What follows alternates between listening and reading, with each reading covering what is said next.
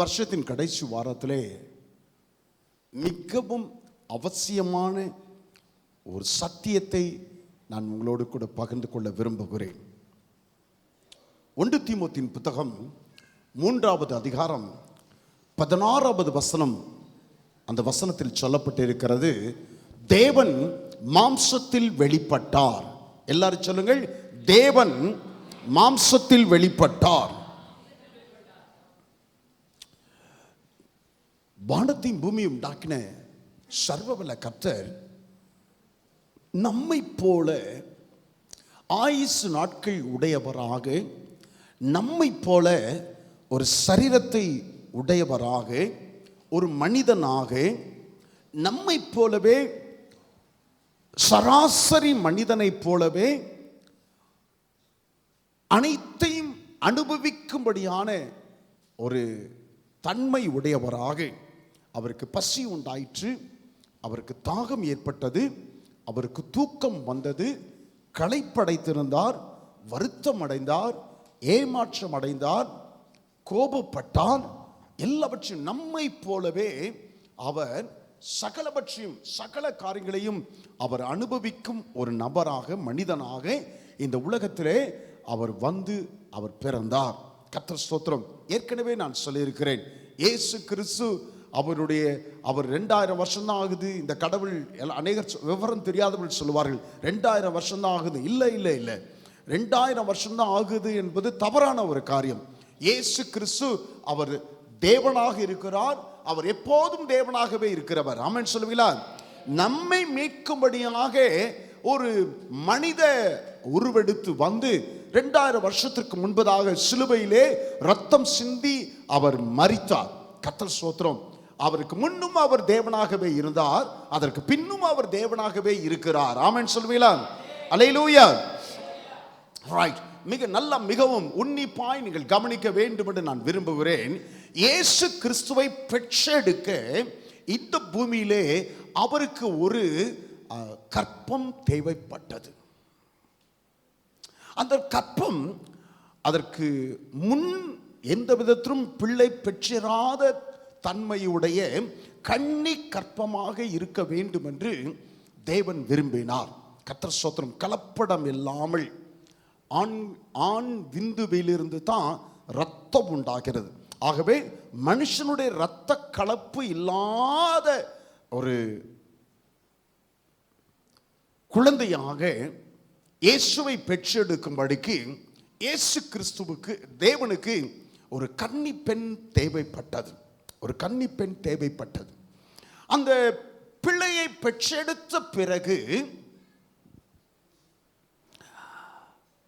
அந்த பிள்ளையை பாதுகாப்பதற்கும் வளர்ப்பதற்கும் ஒரு ஃபாஸ்டர் ஃபாதர் என்று சொல்வார்கள், ஒரு வளர்ப்பு தகப்பன் இயேசுவுக்கு, தேவனுக்கு தேவைப்பட்டது. ஆமென் சொல்லுவீங்களா? ஆமா. ஒரு தாய் தேவைப்பட்டார், ஒரு வளர்ப்பு தகப்பன் தேவைப்பட்டார். தேவன் கடவுள் சர்வவல்ல கர்த்தர் எப்படி அந்த பெற்றோரை தெரிந்தெடுத்திருப்பார்?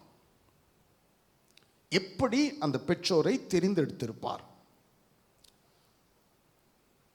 யோசிச்சு பாருங்க. God doesn't do things through lottery systems. ஒரு நாசரேத்தில் இருக்கிற, பெத்லகேமில் இருக்கிற ஒரு 100 பேரை எழுதி ஒரு தாளில் எழுதி, ஒவ்வொரு சின்ன தாளில் எழுதி அதை ஒரு பாக்ஸில் போட்டு ஒரு குலுக்கி அப்படியே கண்ணை மூடிக்கிட்டு ஒரு கையை நீட்டி ஒரு தாளை எடுத்து அந்த தாளில் இருக்கிற பேப்பர் பார்த்து ரைட், அநேகமாக யோசேப்பு தான் தெரிந்தெடுக்கப்பட்டார் அப்படின்னு முடிவெடுக்கிறவரா? கிடையாது. அப்படி முடிவெடுக்கிறவர் அல்ல.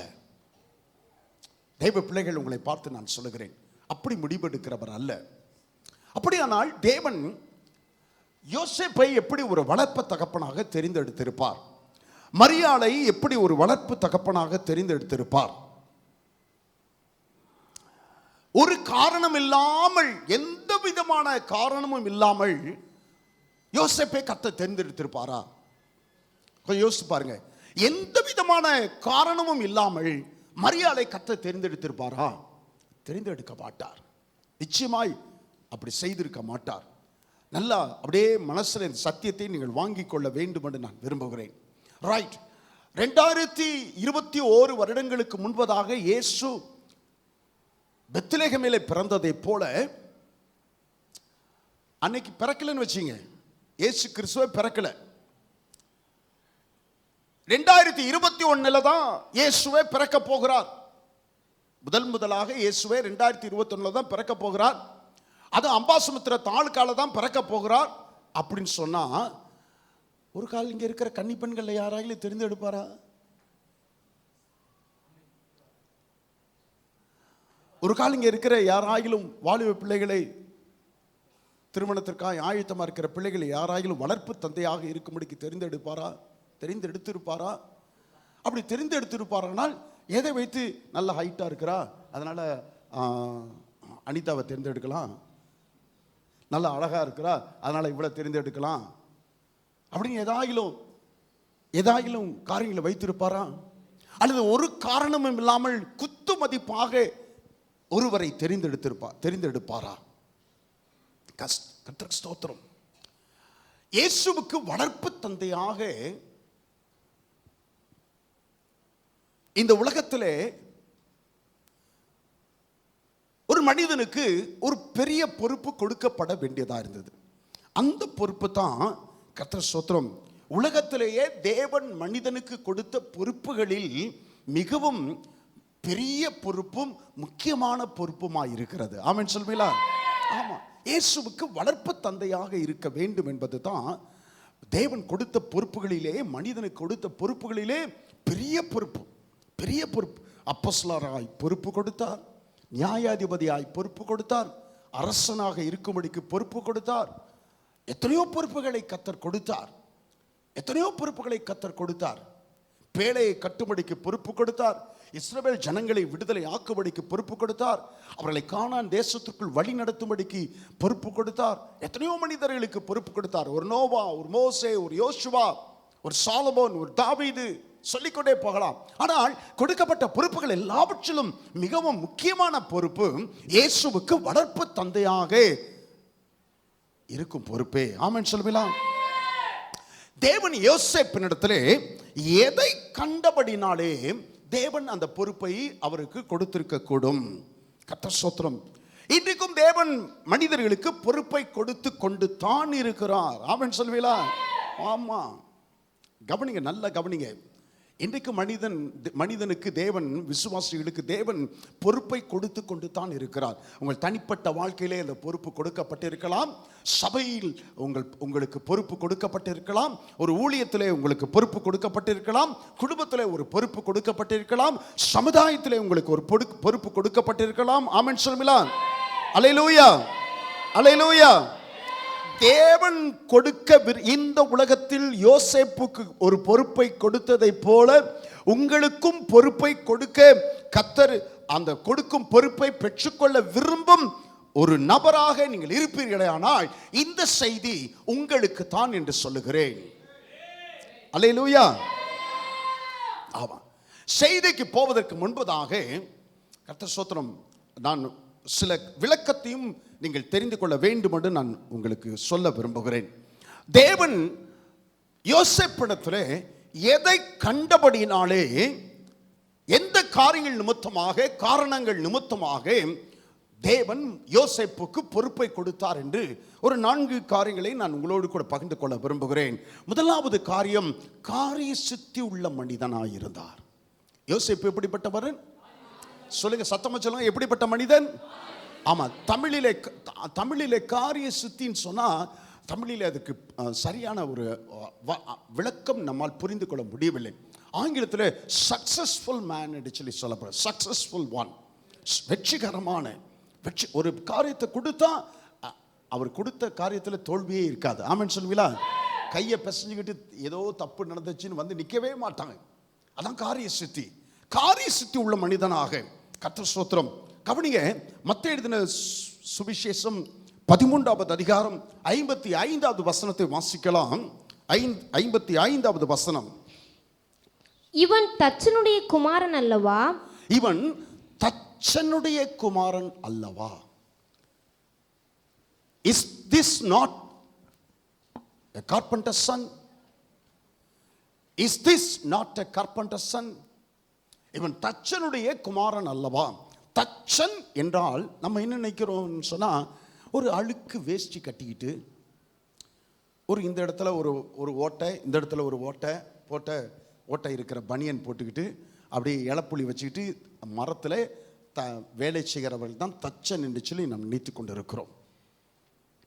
தச்சர்கள் பெரும்பாலும் ரொம்பவே அது எப்படி மத்திய வர்க்கத்திற்கு கீழ்ப்பட்ட நிலையில் இருக்கிறவர்கள் என்று சொல்லி சமுதாயத்திலே நாம் எண்ணிக்கொண்டு இருக்கிறோம். கர்த்தர் ஸ்தோத்திரம். நிறைய பேர் யோசேப்பை ஒரு அப்படிப்பட்ட ஒரு தச்சனாகத்தான் பார்த்து கொண்டிருக்கிறார்கள், எண்ணிக்கொண்டிருக்கிறார்கள்.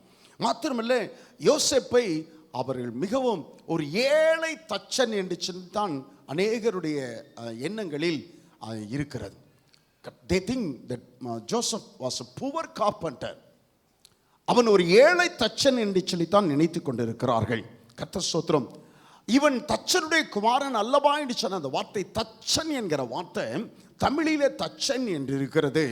ஆனால் கிரேக்க வார்த்தையிலே எழுதி கொள்ளுங்கள், TCHTON, TECH. பிள்ளைங்க எல்லாம் அப்படியே எழுதிக்கணும், சாகிற வரைக்கும் இதை மறக்க கூடாது. TECHTON, டெக்டான். சொல்லுங்க, டெக்டான். டெக்டான். இந்த டெக்டான் என்கிற வார்த்தையிலிருந்து தான் டெக்னாலஜி என்கிற வார்த்தை வந்தது. டெக்டான் என்கிற வார்த்தையிலிருந்து தான் டெக்னாலஜி. டெக்னாலஜி என்று சொன்னால் என்ன அர்த்தம்? சொல்லுங்க, டெக்னாலஜி என்றால் என்ன அர்த்தம்? எப்படிங்க? நுட்பமாக தொழில் செய்வது. டெக்னாலஜி என்றால் நுட்பமாக தொழில் செய்வது. ரைட். ஒரு பெரிய பலகையை கொடுத்தா, கவனிங்க, ஒரு பெரிய பலகையை கொடுத்தா அதுல ஒரு 10 திராட்சை குலை அப்படியே செதுக்கணும்னு சொல்லி கொடுத்தா, கதவுகளிலே திராட்சை கொலை ஒரு 2 கொலை செதுக்கணும் அப்படின்னு சொல்லி கொடுத்தா, அந்த 2 கொலையை தச்சர்கள் என்ன செய்வாங்க, ஒரு வாரம் அல்லது 2 நாளைக்கு 3 நாளைக்கு அப்படியே பார்த்து செதுக்குவாங்க.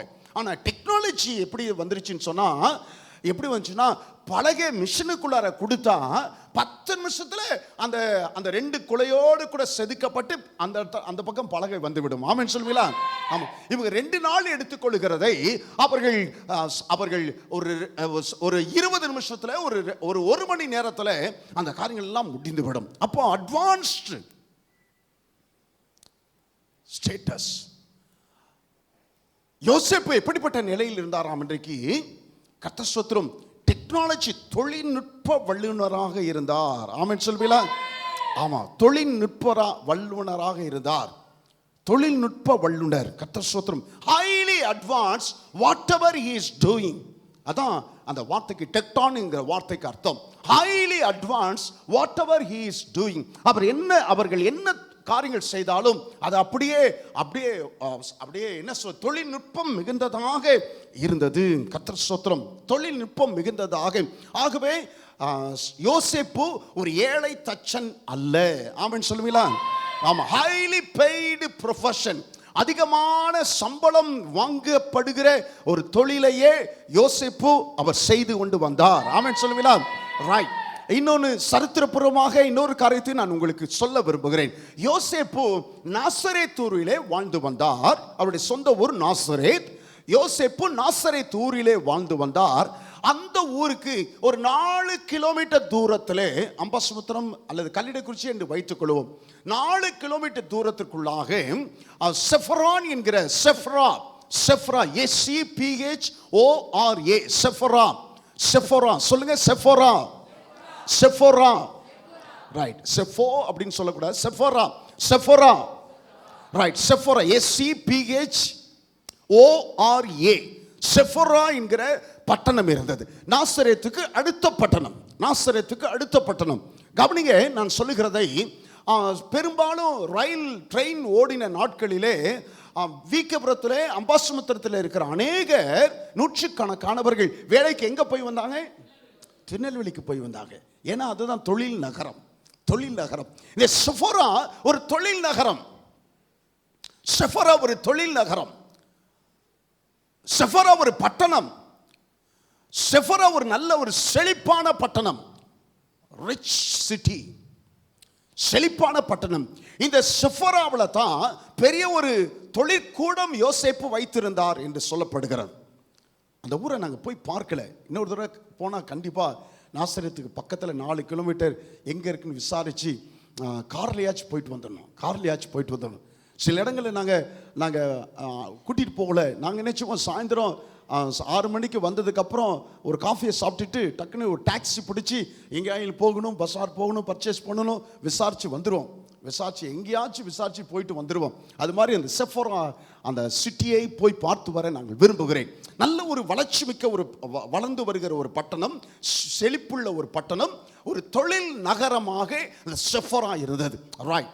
இந்த செஃபராவில தான் யோசேப்பு அவருடைய தொழிற்பட்டையை வைத்திருந்தார். ஒரு தனியாளா உட்கார்ந்துக்கிட்டு படத்துல பார்க்குற மாதிரி இழைச்சிக்கிட்டு உட்கார்ந்துருக்கல. அவர் பெரிய ஒரு தொழில் அதிபர், தொழில் வல்லுனர். ஆமென் சொல்லுவீங்களா?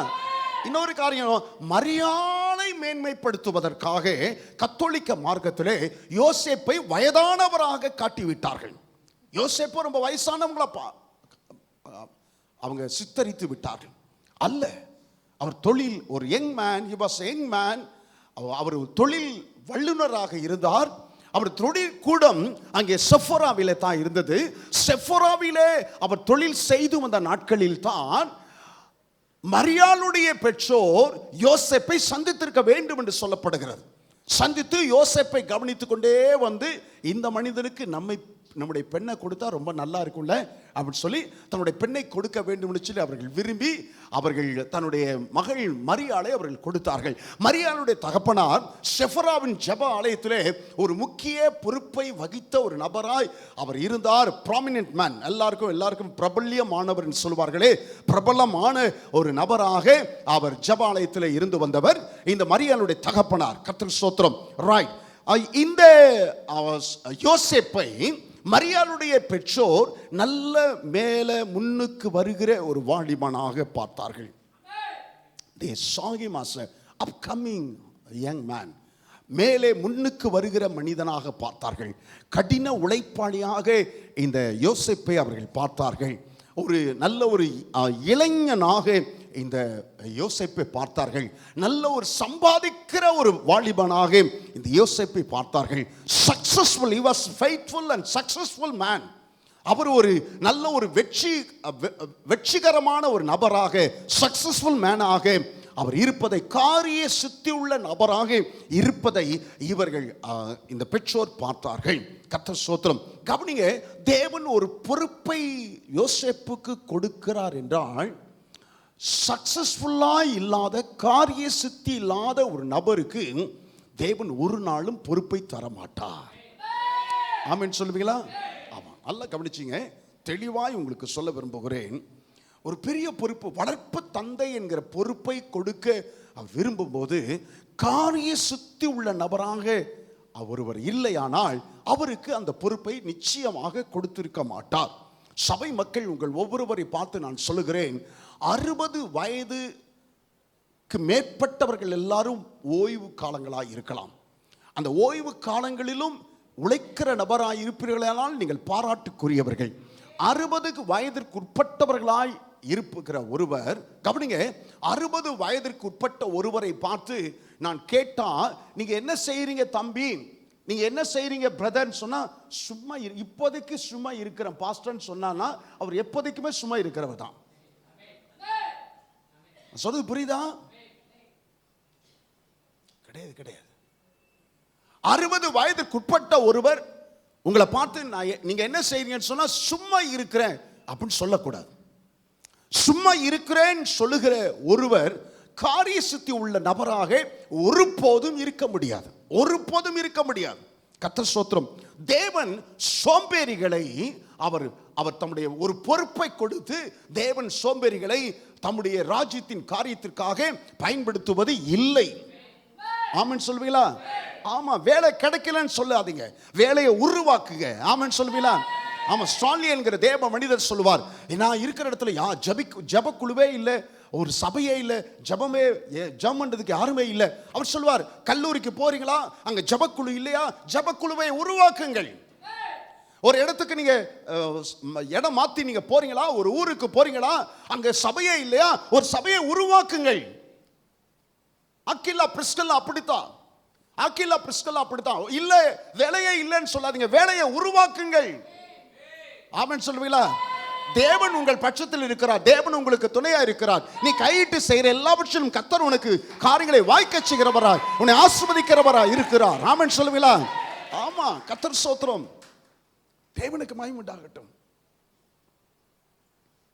ஸ்ரீவில்லிபுத்தூர்ல சில நேரங்கள்ல டைட்டா இருக்கும், பணம் டைட்டா இருக்கும்.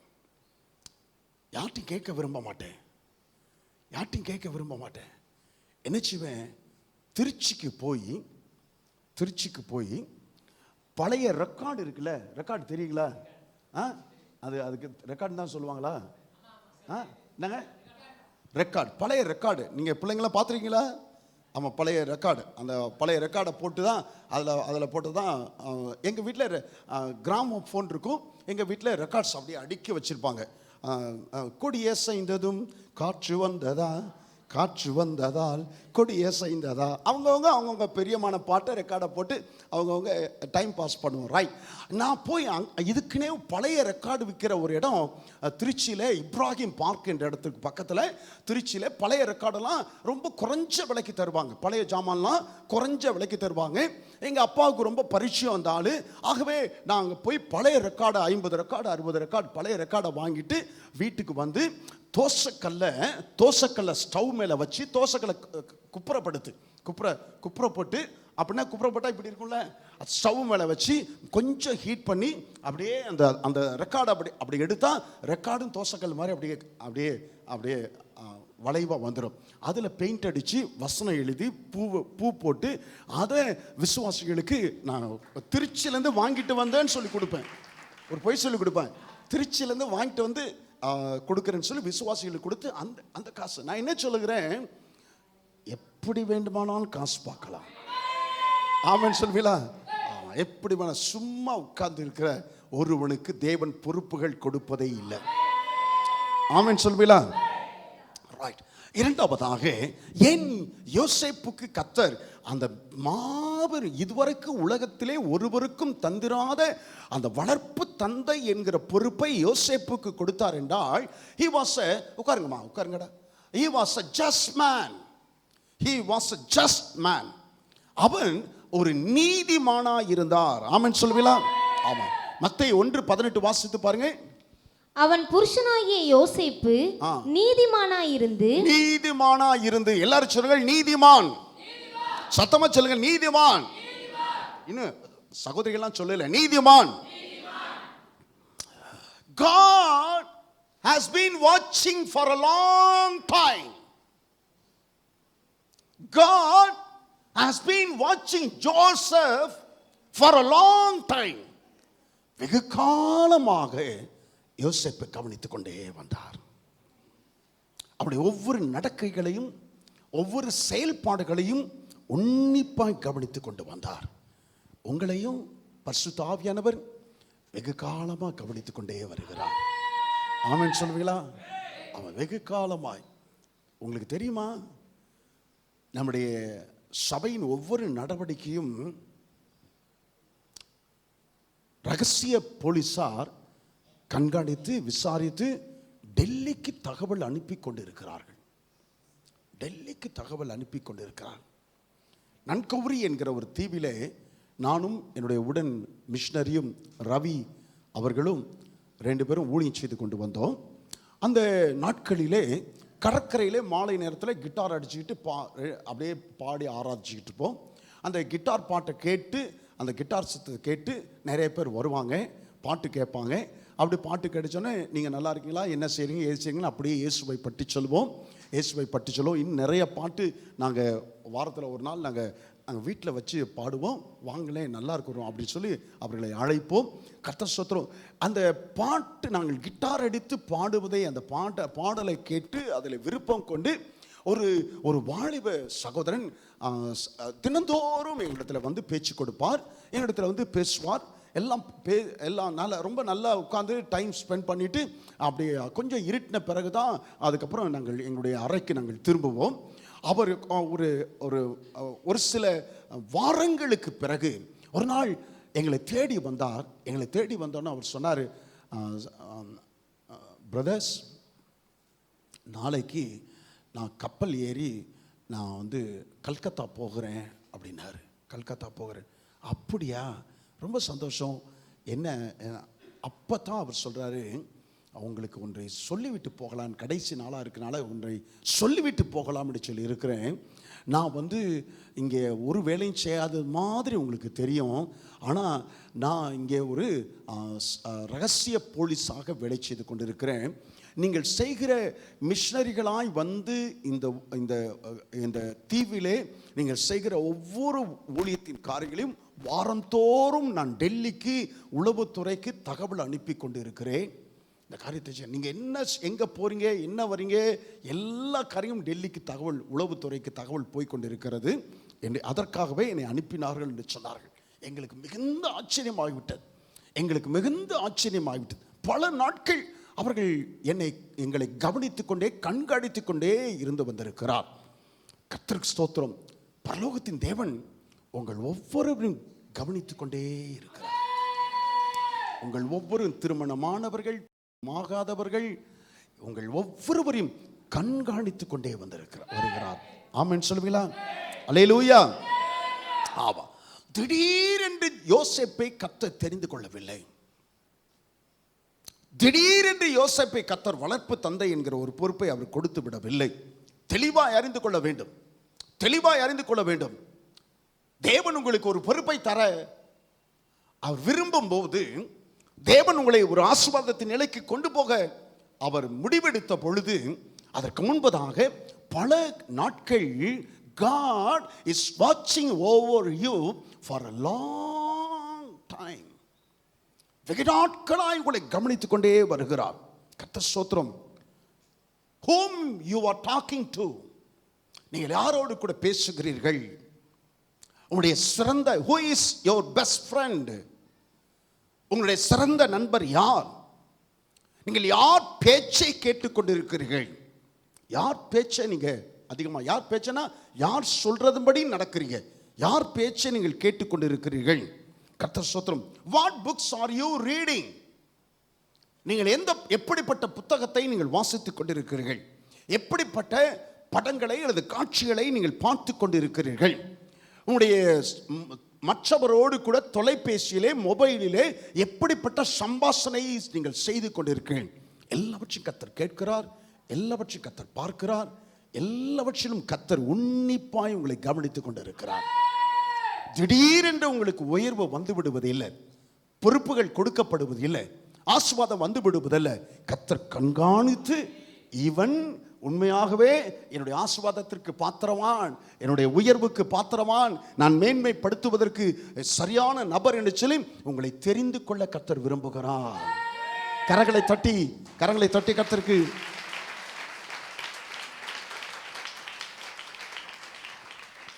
அவள் புருஷனாகிய யோசேப்பு நீதிமானாய் இருந்தான். நீதிமான், அவள் நீதிமானாய் இருந்தாள்.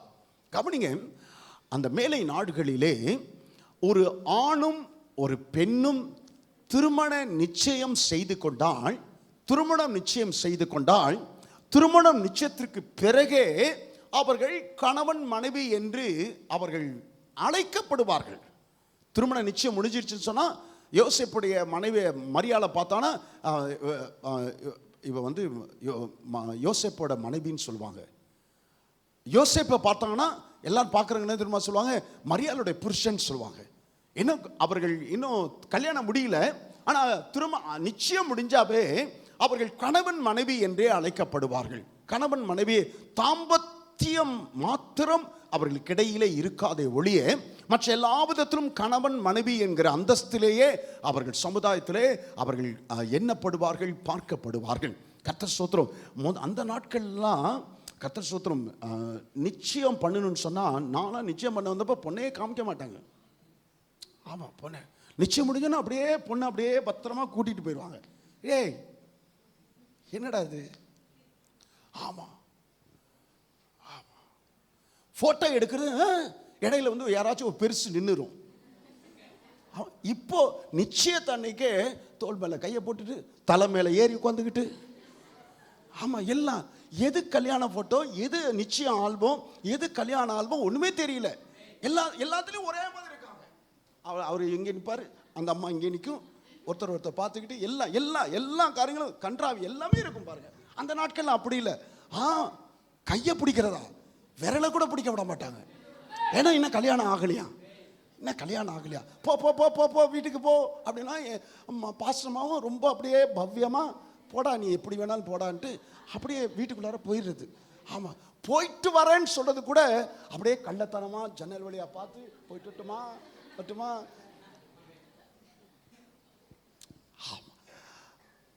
அந்த ஒரு அந்த அந்த அந்த திருமணத்திற்கு முன்பதான நாட்கள் அவர்கள் கணவன் மனைவி என்றே அழைக்கப்பட்டாலும் தாம்பத்தியம் அவர்களுக்குள்ளாய் இருக்கக்கூடாது. இந்த ஒரு வருட இந்த இடைப்பட்ட காலத்திலே, ஒரு வருடமோ 2 வருடமோ இடைப்பட்ட காலத்திலே கணவனோ அல்லது மனைவியோ அவர்கள் ஏதாயிலும் வேசித்தன முகாந்தரம் இருக்குமையானால், அல்லது அவர்கள் ஏதாயிலும் அவரிடத்திலே விருப்பம் இல்லாத நிலைமை இருக்குமையானால், அல்லது கணவன் விரும்பவில்லை மனைவி விரும்பவில்லை என்கிற நிலை வறுமையானால், அல்லது அவரிடத்தில் ஏதாயிலும் ஒரு பெரிய ஒரு குறை, தாம்பத்தியத்திற்கு அடுத்த ஒரு குறைகள் அவரிடத்தில் காணப்படுமையானால், அவர்கள் ஒருவரை ஒருவர் விவாகரத்து செய்து கொள்ளலாம். They can divorce. அவர்கள் ஒருவரை ஒருவர் விவாகரத்து செய்து கொள்ளலாம். வாழ்க்கையில் எதிர்பாராத சூழ்நிலைகளை நீங்கள் எதிர்கொள்ளும் தருணத்தில் தான் நீங்கள் எப்படிப்பட்டவர்கள் என்பது விளங்கும். வாழ்க்கையில் எதிர்பாராத சூழ்நிலைகள், எதிர்பாராத நேரத்தில் நீங்கள் எதிர்கொள்ளும் எதிர்பாராத அந்த சூழ்நிலைகளில் தான் நீங்கள் எப்படிப்பட்டவர்கள் என்பது விளங்கும். அல்லேலூயா. Circumstances in your life reveal who you are really. Circumstances in your life reveal who you are really. நீங்க யார், உண்மையாகவே நீங்கள் யார் என்பது நீங்கள் எதிர்கொள்ளும் அந்த சூழ்நிலைகள் தான் வெளிப்படுகிறது. இப்போ யோசேப்புக்கும் மரியாளுக்கும் திருமணம் நிச்சயமாகிவிட்டது. திருமணம் நிச்சயமான பொழுது அவர் ஒரு நாள் மரியாள் அவளை தேடி வருகிறார். மரியாள் அவளை தேடி வந்து சொல்லுகிறார், யோசேப்பை உடத்துல ஒரு காரியத்தை சொல்ல விரும்புகிறேன். சொல்லுமா, சொல்லு. நான் கர்ப்பமாயிருக்கிறேன், பரிசுத்த ஆவியினால் நான் கர்ப்பம் அடைந்திருக்கிறேன் அப்படின்னு சொல்றார். பரிசுத்த ஆவியினால் கர்ப்பம் அடைந்திருக்கிறேன், அதை உங்களுக்கு தெரியப்படுத்த தான் நான் வந்திருக்கிறேன். சரி, நான் வருகிறேன் அப்படின்னு சொல்லிட்டான். அதற்கு முன்னும் பரிசுத்த ஆவியினால் ஒருவரும் கர்ப்பம் அடைந்ததும் இல்லை. அதற்கு பின்னும் பரிசுத்த ஆவியினால் ஒருவரும் கர்ப்பம் அடைந்தது சரித்திரம் இல்லை, முன்னு உதாரணம் இல்லை. இப்போ மரியாள் வந்து தான் கர்ப்பம் அடைந்திருப்பதாக யோசேப்பிடத்தில் தகவல் சொல்லி சென்ற பிறகு, கர்த்தர் ஸ்தோத்திரம், கவனிங்க, யோசேப்புக்கு என்ன செய்வது என்றே தெரியவில்லை. If Joseph had been unkind and brutal, he would have divorced her. யோசேப்பு ஒரு இரக்கமற்ற மனிதனாகவோ ஒரு முரட்டு மனிதனாகவோ இருந்திருப்பானே, ஆனால் நிச்சயமாக மரியாளை அவன் விவாகரத்து செய்து இருப்பார். ஆமென் சொல்லுவீங்களா? ஆமாம். குற்றத்திற்கான, கவனிங்கள், குற்றத்திற்கான முகாந்திரம் மரியாள் இடத்துல அவ சொன்னதை யார் நம்புவான்? யார் நம்புவான்? நான் கர்ப்பமாயிருக்கிறேன்,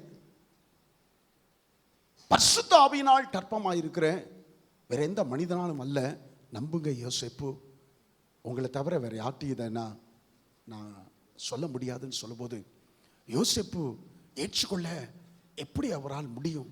எப்படி? நிச்சயமா தெரியும், நானும் அவளும் ஒரு முறை கூட நான் சேர்ந்திருக்கவில்லை, அவை என் மூலமாக அவர் கல்பம் அடைந்திருக்க சாத்தியமில்லை, அவள் நல்ல ஒரு நல்ல ஒரு குணசாலியான தேவனுக்கு பயப்படுகிறவள். அவ எந்த ஒரு வாலிபன், மற்ற வாலிபன் எவனாயிலும் ஒரு மனிதன் மூலமாகவும் நிச்சயமா 100% சாத்தியமே இல்லை. ஆனாலும் அவள் கற்பம் அடைந்திருக்கிறேன்னு சொல்வதை அவனால் ஏற்றுக்கொள்ள முடியல. ஆகவே அவளை எல்லாருக்கும் முன்பதாக கல்லறிந்து கொள்வதற்கு முகாந்திரம் இருக்கிறது. குடும்பத்தார் எல்லாரையும் கூப்பிட்டு, எல்லாரையும் சபையில் உள்ள எல்லாரையும் கூப்பிட்டு கல்லறிந்து கொள்வதற்கு அவனுக்கு முகாந்திரம் இருக்கிறது. குற்றத்திற்கான முகாந்திரம் மரியாளிடத்திலே காணப்பட்டாலும் தீமையான ஒரு காரியத்தை செய்ய துணியாதவன். ஆமென் சொல்லுவீங்களா? அதுதான் யோசிப்பு, அதான் நீதிமான். நீதிமான்னா என்ன அர்த்தம் சொன்னா, முகாந்திரம் இருந்தும் தீமையான காரியத்தை செய்ய துணியாதவன். ஆமென் சொல்லுவீங்களா? நியாய பிரமாணம் அப்படிப்பட்டவளை கல்லறிந்து கொள்ள அனுமதித்தாலும் நான் செய்யறதுல என்ன தப்பு, வஸ்திரத்தின் அடிப்படையில் தான் நான் செய்கிறேன் என்று சொல்லி அவன் சொல்ல முடியும். யாரும் மறுப்பு சொல்ல முடியாது. நான் செய்யறதுல என்ன தப்பு, எங்களுக்குள்ளார நிச்சயம் இருக்கு, தாம்பத்தியமே இல்லை, இன்னும் கல்யாணம் முடியல, அதுக்குள்ளார அவர் கற்பமா இருக்கிறேன்னு சொல்லுகிறாள். அப்படிப்பட்டவரை கல்லறிந்து கொள்ள வேண்டும் என்று சொல்லி மோசே சொல்லி இருக்கிறான். நான் செய்யறதுல என்ன தப்பு, வசனத்தின் அடிப்படையில் தான் நான் செய்யறேங்க, அப்ப அவனுக்கு வந்தாதான் தெரியும் என்று சொல்ல முடியும். இயேசு சொன்னார், கவனிங்க, ஒருவன் உன்னை உன் வலது கன்னத்திலே அறைந்தால் நீ நினைச்சு இங்க வாப்பா, இப்ப கனியை அறைய போறேன். ஆமா,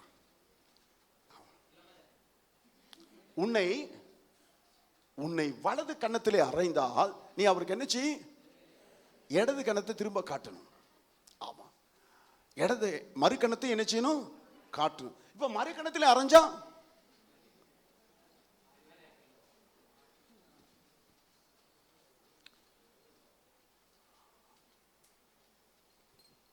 அப்படியே ஒரு விசுவாசி அரைஞ்சாராம் ஒருத்தர். உங்க ஆண்டவர் சொல்லியிருக்காருலேன்ட்டு வலது கன்னத்தில் அவன் அப்படியே கூலாக இடது கணத்தையும் காமிச்சானா.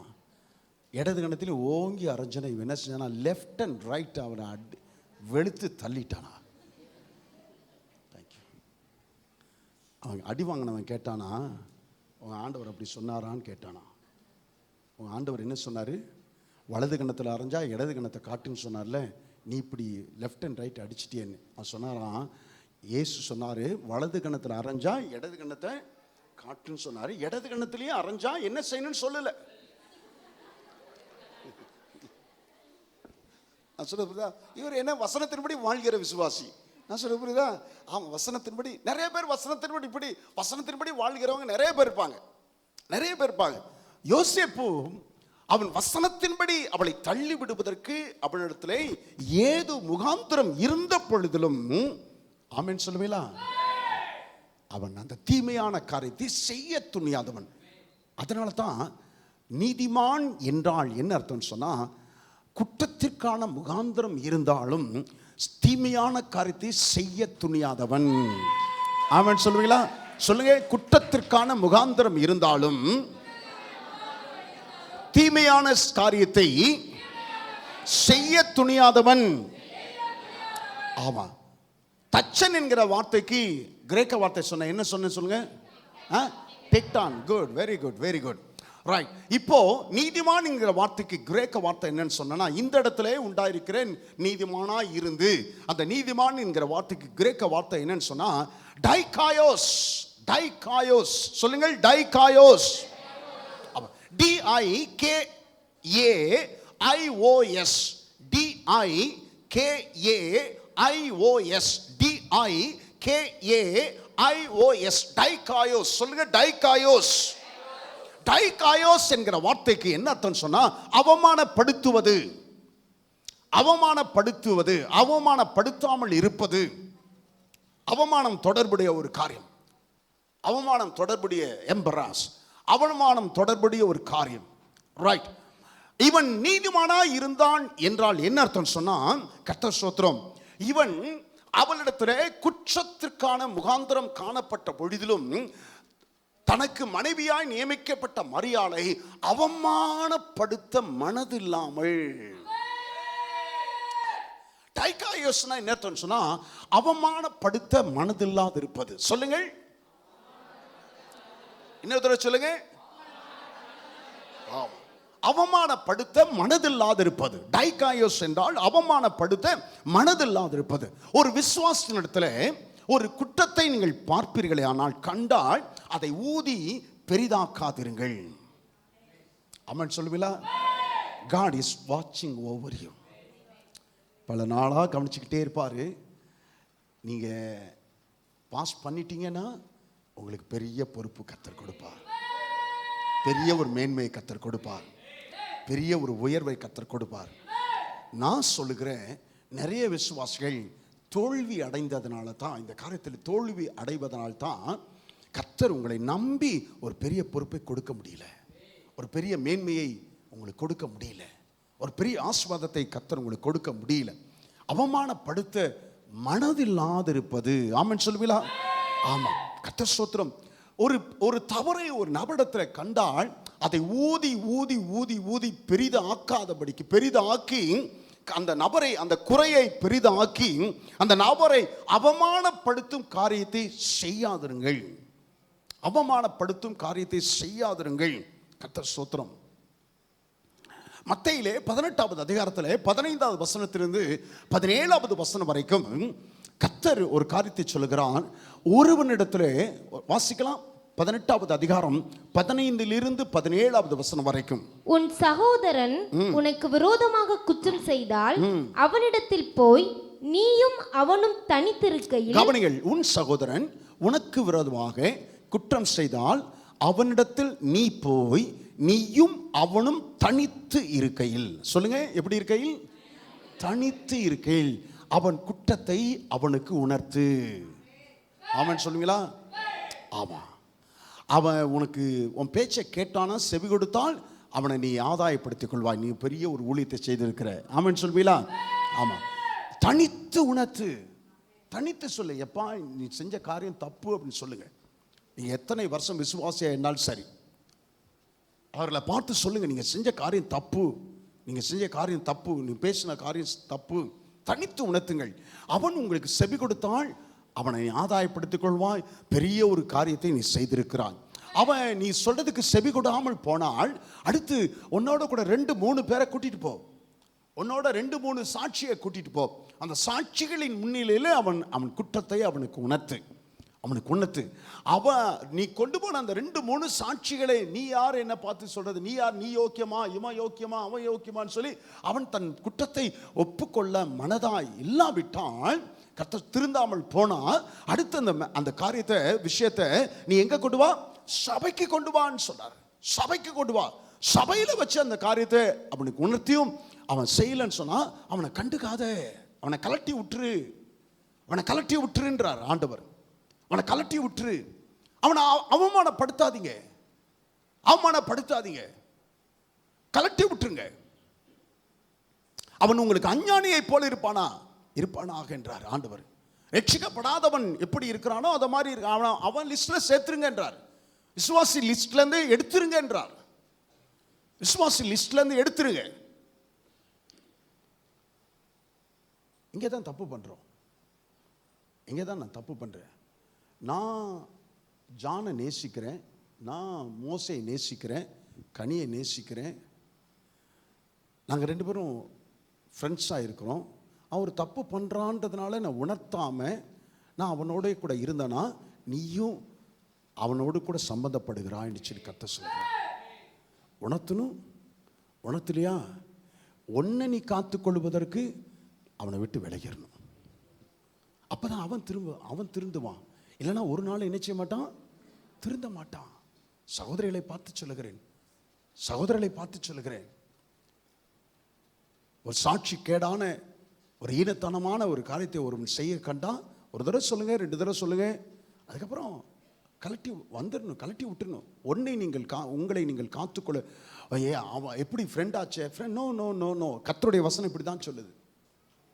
கர்த்தருடைய வசனம் இப்படி தான் சொல்லுது. கர்த்தருடைய வார்த்தை இப்படி தான் சொல்லுது. கர்த்தர் பாஸ்டர் இடத்துல சில நம்ம சபையில் இருக்கிற மூத்த விசுவாசிகள் சிலர் முன்னாலெல்லாம் எதை பார்த்தாலும் கமெண்ட் அடிப்பாங்க, குறை சொல்லுவாங்க. நான் அப்போல்லாம் ரொம்ப வருத்தப்பட்டிருக்கேன். ஆண்டவருடைய சமூகத்தில் ஜெபம் பண்ணியிருக்கேன். எதை செய்தாலும் வருத்தப்பட்டு குறை சொல்லுவாங்க, பேசுவாங்க, கமெண்ட் அடிச்சிருப்பாங்க. ஆனால் காலப்போக்கிலே அந்த மூத்த விசுவாசிகள் இன்றைக்கு நல்ல ஒரு முதிர்ச்சி அடைந்த மக்களாக இருப்பதை நான் பார்க்கிறேன். ஆமென் சொல்வீங்களா? ஆமாம், இன்றைக்கு ஒரு காரியத்தில் கூட அவர் குறை சொல்லாதபடிக்கு நீதிமானாக அவர்கள் இருக்க கர்த்தர் மாற்றி இருக்கிறார். ஆமென் சொல்லுவீங்களா? ஆமாம். ஜேக்கப் ஆசீர்வாதம் என்கிற ஒரு விசுவாசி நம்ம சபையில் இருந்தார். அவருடைய மனைவினுடைய சித்தப்பா பையன் மைத்துனர் வேணும். அவர் பக்கத்தில் இருக்கிற கல்சுண்டு காலனியில் இருக்கிற அந்த சபைக்கு, திருச்சபையிலே போதகருக்கு மிகவும் நெருக்கமான குடும்பமாக இருந்தவர்கள். எல்லா காரியத்திலும் சபையிலே ஊழியத்திலே உதவியாக இருந்தவர்கள். எல்லா விஷயத்திலும் சபை அந்த கட்டுமானத்தின் நேரத்தெல்லாம் இவர் தான் மில்லில் வேலை ஷிஃப்ட்டுக்கு போகிறதுக்கு முன்னால் வந்து தண்ணியெல்லாம் அடிச்சுட்டு எல்லா காரியங்களும் செய்துட்டு அதுக்கப்புறம் ரெடி பண்ணி வச்சுட்டு அன்றைக்கு வேலைக்கான காரியங்களெல்லாம் ரெடி பண்ணி வச்சுட்டு மில்லுக்கு வேலைக்கு போவார். வந்ததுக்கப்புறம் நேராக வீட்டுக்கு போய் எதாவது சாப்பிட்டுட்டு வந்து உடனே அடுத்து வேலைகளை செய்வார். அவ்வளவு நெருக்கமாக இருந்தவர். ஒரு நாள் என்கிட்ட வந்து சொன்னார், பாஸ்டர், இந்த வாரத்திலிருந்து நான் உங்கள் சபைக்கு வருகிறேன். அது என்ன உங்கள் சபை? அப்போ உங்கள் சபை என்னாச்சு அப்படின்னு. நான் உங்கள் சபை என்னாச்சு அப்படி இல்லை, நான் வந்து உங்கள் சபைக்கு வருகிறேன். ஏன், என்ன காரணம் சொல்லுங்கள், என்ன காரணம், எதனால அந்த சபைக்கு போகாமல் சபையை விட்டுட்டு இங்கே வரீங்க? நீங்கள் காரணமெல்லாம் கேட்கக்கூடாது. வாங்கன்னு சொன்னால் வருவேன், ஒன்றும் சொல்லலை, வர வேண்டான்னு சொன்னால் நான் வேற எங்கேயாச்சும் போக இருக்கிறேன். என்கிட்ட காரணம் மாத்திரம் கேட்கக்கூடாதுன்னாரு. எதனால, என்ன காரணம்? கடைசி வரைக்கும், சாகிற வரைக்கும் அவர் என்னிடத்துல சபையை விட்டு வந்ததற்கான காரணம், அடுத்தது போதகரிடத்துல, போதகர் மனைவியிடத்துல அவர் கண்ட எந்த ஒரு குறையையும் வாய் திறந்து என்னிடத்தில் சொல்லவே இல்லை. நீதிமான். ஆமென் சொல்லுவீங்களா? நீதிமான். அவமானப்படுத்த மனதில்லாத இருக்கும் ஒரு காரியம் தான் நீதிமான் என்று அழைக்கப்படுகிறது. அல்லேலூயா. ஆமா, அவள், கர்த்தர் ஸ்தோத்திரம், கவனிங்க, அவளோடு கூட எந்த விதமான தாம்பத்திய உறவு இல்லாத சூழ்நிலையிலும் அவள் கற்பமாய் இருக்கிறாள் என்கிற செய்தியை அவள் சொல்ல கேட்கும் போது இந்த யோசிப்பும் அவள் மேல் கொடூரமாய் நடந்து கொள்ளாதபடிக்கும், கொடூரமான வார்த்தைகளை சொல்லாதபடிக்கும், முரட்டுத்தனமாய் அவளை, இன்னைக்கு இருந்தா ஓங்கி அரைஞ்சிருப்பான். இன்னைக்கு இருந்தா மனைவி ஓங்கி அரைஞ்சிருப்பான். யோசிப்பு அப்படி செய்யல, முரட்டுத்தனமா நடக்கல. அவள் மேல் அவன் மிகவும் இரக்கம் காட்டுகிறவனாய் நடந்து கொண்டான். தன் சுய மரியாதைக்கும் தன் சுய கௌரவத்தையும் இழந்து போகும்படியான சூழ்நிலை நேரிட்டாலும், இழந்து போக நேரிட்டாலும், கவனிங்க, அவனுக்குன்னு ஒரு சுயமரியாதை. நான் ஏற்கனவே சொன்னேன், நல்ல ஒரு தொழில் அதிபர், சமுதாயத்தில் நல்ல ஒரு பெயர் எடுத்தவன், நல்ல ஒரு வாலிபன். அவன் காரியம் இப்படி ஆயிடுச்சே. சுயமரியாதையும் சுய கௌரவத்தையும் அவன் இழந்து போக நேரிட்டாலும், மரியாளிடத்தில் அவள் பெண் என்பதினாலே தன் மனைவியினிடத்தில் இரக்கம் காட்டவே அவன் விரும்பினான். ஆமென் சொல்லுவீங்களா? அல்லேலூயா. It was a great insult to Joseph's honor. Though it was a great insult to Joseph's honor, அவனுக்கு அது பெரிய ஒரு வெட்கக்கேடான காரியமா இருந்தாலும், he was so concerned with her. மரியாள் இடத்துல அவள் கரிசனை உள்ளவனாய் இருந்தான். அவனுக்கு அது பெரிய ஒரு அவமானம். அவனுக்கு அவளை அவமானப்படுத்த மனதில்லை. ஆனால் அந்த காரியத்தை செய்வது நிமித்தமாய் அவனுக்கு மிகப்பெரிய அவமானம் இருந்தது. ஆமென் சொல்லுவீங்களா? அல்லேலூயா. காரியத்தை எல்லாம் கர்த்தர் அப்படியே பார்த்து கொண்டே இருந்தார். ஒரு நாள் அல்ல, இன்னைக்கு மரியாள் காரியத்தில் மாத்திரம் அப்படி செய்யல, முன்பதாகவே பல அவருடைய நண்பர்கள், உறவினர்கள் காரியங்களிலே அவன் குற்றங்களை கண்டுபிடிக்கும் போது அவர்களை அவமானப்படுத்த மனதில்லாத இந்த நிலையை பல நாட்களாய் கவனித்து வந்த கர்த்தர் இன்றைக்கு இயேசுவுக்கு வளர்ப்பு தந்தையாக இருக்கும்படிக்கு யோசேப்புக்கு அந்த பொறுப்பை கொடுத்தார். ஆமென் சொல்லுவீங்களா? ஆமா. கர்த்தர் இன்றைக்கு உங்களோடு கூட பேச விரும்புகிறார். இந்த வருஷத்தின் கடைசி வாரத்திலே ஒரு நாட்களிலே இதுவரைக்கும் கர்த்தர் உங்களை கவனித்துக் கொண்டே வருகிறார். God is watching over you all these years. இந்த நாட்கள் 12 மாதங்களை உங்களை கவனித்துக் கொண்டே இருந்தார் ஒவ்வொரு காரியத்திலும். அதனால தான் நான் சொல்லுகிறேன், நான் கர்த்தருடைய பிள்ளையானால் சாகும்போதும் கர்த்தருடைய பிள்ளையாகவே மரிப்பேனா. ஆமா, சாகும்போதும். தேவன் விரும்பாத எந்த தொடர்புகளும் எந்த காரியமும் என் மொபைலில் இருக்கக்கூடாது, உன் மொபைலில் இருக்கக்கூடாது. அவன் எந்த வித கள்ளத்தனமும். நான் ஏற்கனவே போன வாரம் சொன்னேன் பார்த்தீங்களா, கிறிஸ்மஸ் அன்னைக்கு சொன்னேன் பார்த்தீங்களா, இப்படி வச்சுக்கிட்டு பிள்ளைங்க மறைச்சிக்கிட்டா. ஆமாம், பிள்ளைங்க மறைச்சிக்கிட்டா அப்பாவுக்கு தெரியாதுன்னு நினைக்கிறீங்களா? பின்னாடி என்ன வச்சிருக்கான்ட்டு, டேய் என்னடா, ஒன்றும் இல்லை தெரியாதுன்னு நினைக்கிறீங்களா? தெரியும், அப்பாவுக்கு தெரியும், அம்மாவுக்கு தெரியும். என்னத்தை மறைச்சி வச்சிருக்கான்னு மூஞ்ச பார்த்தா தான் தெரியுது. தெரியும், ரைட். என்ன வச்சிருக்கிறான்னு கவனிங்க. அப்பாவுக்கு தெரியாம இருக்கலாம், கர்த்தர் பின்னாலிருந்தும் பார்த்து கொண்டு இருக்கிறாரு. ஆமென். கர்த்தர் முன்னால மாத்திரம் தான் பார்ப்பாரா? என் முன்னையும் பின்னையும் இயேசு, என் மேலும் இடதும் இயேசு, என் மேலையும் கீழையும் இயேசு, என்னை சுற்றிலும் முற்றிலும் இயேசு, என் முன்னையும் பின்னையும் இயேசு, என் வலதும் இடதும் இயேசு, என் மேலையும் கீழையும் இயேசு, என்னை சுற்றிலும் முற்றிலும் பின்னாலையும் இயேசு. பின்னாலையும் தேவன் என்ன வைத்துக் கொண்டிருக்கிறேன், என்ன செய்து கொண்டிருக்கிறேன் என்று கர்த்தர் பார்க்கிறார். உங்க அம்மாவுக்கு வேணா தெரியாம இருக்கலாம், உங்க அப்பாவுக்கு வேணா தெரியாம இருக்கலாம். நீங்க அப்படியே யாருக்கும் தெரியாம பாத்ரூம்ல இருந்து மொபைல்ல பேசி கொண்டிருக்கிறது அவர்களுக்கு வேணாலும் தெரியாமல் இருக்கலாம். புத்தகத்தில் நடுவில் வச்சுட்டு படிக்கிற மாதிரி வேற எதையோ பார்க்கிறது படிக்கிறது மற்றவர்களுக்கு தெரியாமல் இருக்கலாம். அப்பாவுக்கு தெரியாம அம்மாவுக்கு தெரியாம வேற ஒரு தொடர்பில்லாத ஒரு நபரோடு கூட தொடர்பு வைத்திருக்கிறதை அவர்களுக்கு வேண்டுமானால் தெரியாமல் இருக்கலாம். ஆனால் கர்த்தர் கவனித்துக் கொண்டிருக்கிறார். கர்த்தர் கவனித்துக் கொண்டிருக்கிறார். உங்களுக்கு ஒரு பெரிய பொறுப்பு, ஒரு பெரிய ஆசீர்வாதம் உங்களுக்கு வரணும்னு சொன்னா இந்த காரியத்தில் எல்லாவற்றையும் நீங்க பாஸ் பண்ண வேண்டும். ஆமென் சொல்வீங்களா? நீங்க நீதிமானா இருக்க பிரயாசப்படுங்கள். ஆமென் சொல்வீங்களா? நீதிமானா இருக்க. அல்லேலூயா. ஆமென். மூன்றாவதாக இந்த யோசேப்பு குறித்து அவன் காரிய சித்தி உள்ள. இரண்டாவது, அவன் நீதிமானா இருந்தவன். he was a successful man. Joseph was a just man. அவன் ஒரு நீதிமானா இருந்தவன். மூன்றாவது, தேவனுடைய சத்தம் கேட்க பழக்கம் கொண்டவன். தேவனுடைய சத்தம் கேட்கும் பழக்கம் கொண்டவன். சொல்லுங்கள், தேவனுடைய சத்தம் கேட்கும் பழக்கம் கொண்டவன். ஆமா. Sometimes when you are in a difficult situation, you are emotionally confused and torn up. கஷ்டமான ஒரு நெருக்கமான சூழ்நிலைகளிலே, வேதனையான சூழ்நிலைகளிலே நான் வாழ்க்கையில் அவைகளை எதிர்கொள்ளும் போது, கவனிங்க, அவளை எதிர்கொள்ளும் போது ஒரு கஷ்டமான சூழ்நிலை, வெளியே சொல்ல முடியாத ஒரு நெருக்கம், ஒரு போராட்டம், ஒரு பிரச்சனை, இவைகளை நான் எதிர்கொள்ளும் போது நான் மிகுந்த மன உளைச்சலுக்குள்ளாகி விடுகிறேன்.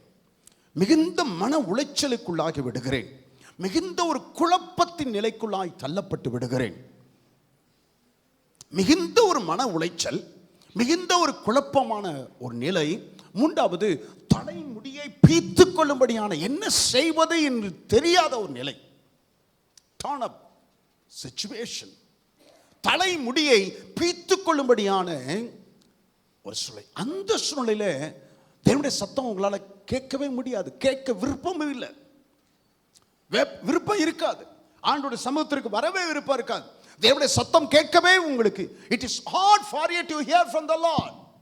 In that situation, in such a situation, it's very hard for you to hear from the Lord. ஆண்டவரிடத்தில் சத்தம் கேட்பதற்கு அது ரொம்ப ரொம்ப ரொம்ப ரொம்ப ரொம்ப ரொம்ப ரொம்ப கடினம், ரொம்ப கடினம். வந்து சொல்லிட்டு போறான், மனைவியாய் நியமிக்கப்பட்டவள் வந்து சொல்லிட்டு போறா, Joseph I am conceived with a child. I am conceived not by a man, not by you, but by the Holy Spirit. பரிசுத்த ஆவியினால் நான் கற்பம் அடைந்திருக்கிறேன் சொல்லிவிட்டு போனா தலையை பிச்சுக்கணும் போல இருக்கு. மன உளைச்சல். அவளை நேசிக்க முடியல, அவளை வெறுக்க முடியல. மன உளைச்சல். கர்த்தர் ஸ்தோத்திரம். மத்தேயு 1:20 வேதம் சொல்லுகிறது, வாசித்து பாருங்க. அவன் இப்படி சிந்தித்துக் கொண்டிருக்கையில் எப்படி சிந்தித்துக் கொண்டிருக்கையில் அவளை தள்ளிவிட மனதில்லாமல் ரகசியமாய் அவளை தள்ளிவிட, ரகசியமாய் எல்லாருக்கும் முன்பதாக பப்ளிக்கா அவளை கல்லெறிந்து கொள்ளாதபடிக்கு ரகசியமா தள்ளிவிட மனதாயிருந்தான். ரகசியமாய் தள்ளிவிட மனதாயிருந்தான். அவன் இப்படி சிந்தித்துக் கொண்டிருக்கையில் கர்த்தருடைய தூதன் சொப்பனத்தில் அவனுக்கு காணப்பட்டு, கவனிங்கள், சொப்பனத்தில் அவனுக்கு காணப்பட்டு. கவனிங்க, நான் சொல்றத நல்லா சொல்றத கவனிங்க. மரியாள் இடத்துல தேவதூதன் நேரிலே சொன்னார், நீ கர்ப்பவதியாகி ஒரு குமாரனை பெறுவாய் என்று சொல்லி. ஆமென் சொல்லுங்களா? நேரிலே, நாட் இன் எ ட்ரீம், சொப்பனத்திலே அல்ல. மரியாள் இடத்துல நேரிலே சொன்னார் தேவதூதன். ஆனால் யோசேப்பினிடத்தில் நேரிலே சொல்லல, சொப்பனத்திலே சொன்னான். சொப்பனத்தில் ஏன் சொப்பனத்தில் சொன்னான்னு சொன்னா, அவன் தூங்கவே இல்லை. அவன் சொல்விலா, படுக்கையிலே புரண்டு கொண்டே இருக்கிறான். மன உளைச்சல். படுக்கையிலே புரண்டு கொண்டே இருக்கிறான்.